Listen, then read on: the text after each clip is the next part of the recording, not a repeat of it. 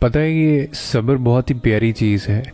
یہ آغاز میں بہت مشکل ہوتا ہے، مگر صبر کے سفر میں اس رب کا ساتھ انسان کو بہت خوبصورت مقام پر لے جاتا ہے۔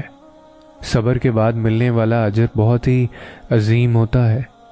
ہماری سوچوں سے باہر اللہ ہر ناممکن کو ممکن کر کے ہمارے صبر کا پھل ہمیں عطا کر دیتا ہے۔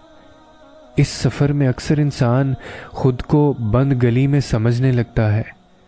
اس کو لگتا ہے کہ شاید ہر دروازہ بند ہو چکا ہے، مگر انسان کو یاد رکھنا چاہیے کہ کالی رات کے بعد ہی روشن سویرا آتا ہے۔ اسی لیے یہ یاد رکھنا چاہیے کہ جب سب دروازے بند بھی ہو جائیں تب بھی وہ رب کوئی نہ کوئی راہ نکال ہی دے گا، کیونکہ وہ رب ہے، وہ سب ہے۔ بے شک ہم صبر کرنے والوں کے ساتھ ہے، یہ میں نہیں، وہ کہتا ہے۔ اور پھر ایسا وقت بھی آتا ہے جب آپ کو یہ محسوس ہوتا ہے اور یہ سمجھ آتی ہے کہ تنہا انسان تب نہیں ہوتا جب لوگ چھوڑ کر چلے جاتے ہیں، بلکہ تنہا تو ہم تب ہوتے ہیں جب اللہ ہمیں چھوڑ دیتا ہے۔ تبھی اللہ ہمیں ہماری محبت میں ہی توڑ دیتا ہے تاکہ ہم اس کی محبت سے جڑ سکیں، اور جو اس کی محبت سے جڑ جاتا ہے وہ پھر کبھی نہیں ٹوٹتا، کیونکہ اس کی محبت سے زیادہ سکون اور طاقت دنیا کی کسی محبت میں نہیں ہے۔ کہانی کی شروعات بھلے اس سے نہ ہو، مگر ہر کہانی کا اختتام اسی پہ ہوتا ہے۔ تو پھر کسی کے چلے جانے سے یا کسی کے بغیر رہنے سے تم ڈرتے کیوں ہو؟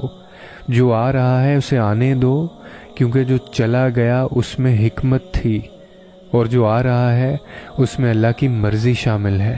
اور رہی بات دعاؤں کی، تو دعا مانگتے ہوئے قبول ہونے یا نہ ہونے کا شک دل میں نہیں رکھنا چاہیے۔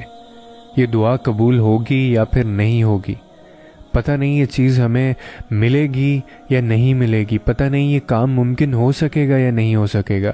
یہ سارے خدشات تو تمہاری ذات کے ہیں۔ اللہ کی ذات تو اس سے کہیں زیادہ وسیع ہے۔ وہ تو معجزوں کا بادشاہ ہے۔ وہ جب چاہے حالات بدل سکتا ہے اور جب چاہے دل بدل سکتا ہے۔